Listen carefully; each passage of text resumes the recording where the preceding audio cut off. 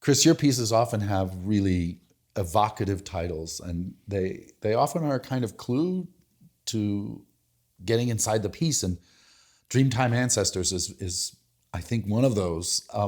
What does it point to? Dreamtime Ancestors actually was an outgrowth of the Creation Creator piece that we did together this past year. And there are so many creation mythologies and stories and cosmologies. And I just have an arsenal of my next 40 pieces could come from that alone. And this one set was really amazing. It comes from Australia, and particularly indigenous peoples. Their stories go way, way back. Like, they're some of the oldest continuous culture on the planet, 50 to 60,000 years ago. And there are cave art and things like that representing these stories still around from 40,000 years ago, like 37,000 years before ancient Egyptians were around. They have an idea called Dreamtime, in which all of our ancestors, both past and those which will come, our future lineage, are present in all at once time. They call it the dreaming. And you can, as a person, can access that and get into the state of the dreaming and talk to your ancestors, the most ancient ones and the most future lineage that you have. And there were a couple of big archetypal things which I really responded to very strongly.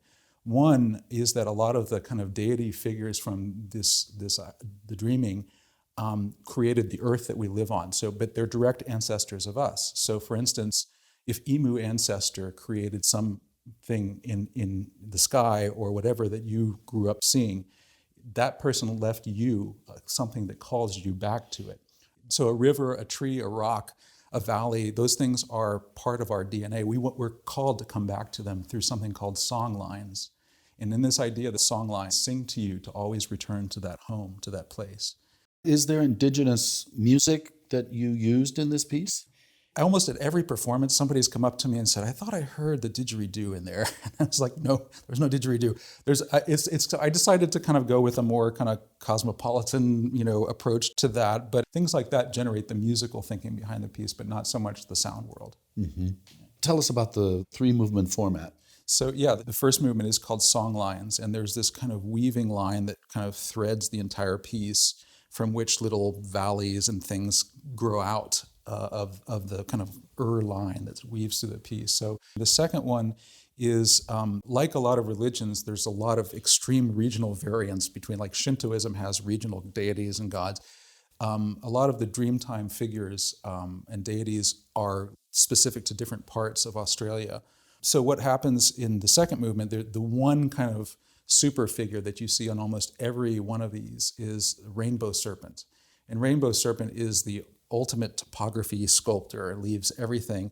And one of the visual things that I liked a lot was that Rainbow Serpent leaves in its wake stars and things that go up into the heavens, which I thought was just beautiful. And so I kind of used that as an excuse to have good fun in the orchestra with a lot of things shooting off of that line.